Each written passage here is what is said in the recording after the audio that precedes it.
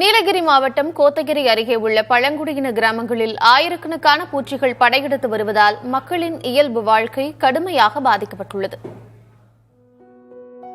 சாப்பிடுவதற்காக தட்டில் சாப்பாட்டை பரிமாறிய அடுத்த சில நொடிகளில் உணவை மறைத்து ஆயிரக்கணக்கான கருப்பு பூச்சிகள் மொய்க்கின்றன.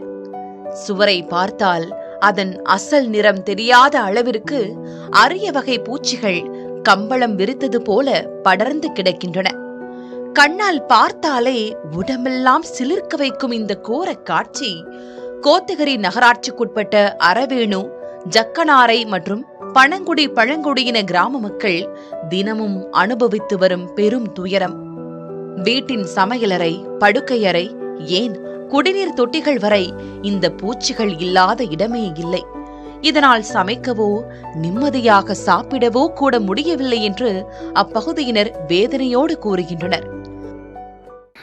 பைக் வாகன ஓட்டிகள் ரொம்ப அவதிப்படுறாங்க. கண் எரிச்சல் உண்டாகுது. இதனால இது கடிச்ச உடனே என்னன்னா ஒரு மாதிரி பிப்பு உண்டாகுது.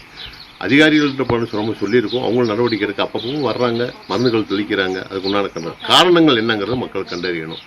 உணவு இரவு நேரில் சுத்தமாக தூக்கம் கிடையாது யாருக்கும். நம்ம வாட்டர் பாஸ்க்குலாம் இன்னும் வரல. அது 2 நாளில் தான் ரொம்ப ஓவர் இதாகுது. வண்டியெலாம் ஓட்டவே முடியல.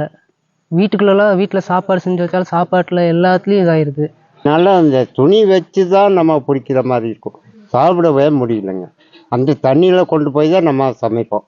அந்த தண்ணி தான் சமைச்சு நம்ம குடிக்கிறது. இது எல்லாமே அந்த தண்ணி தாங்க.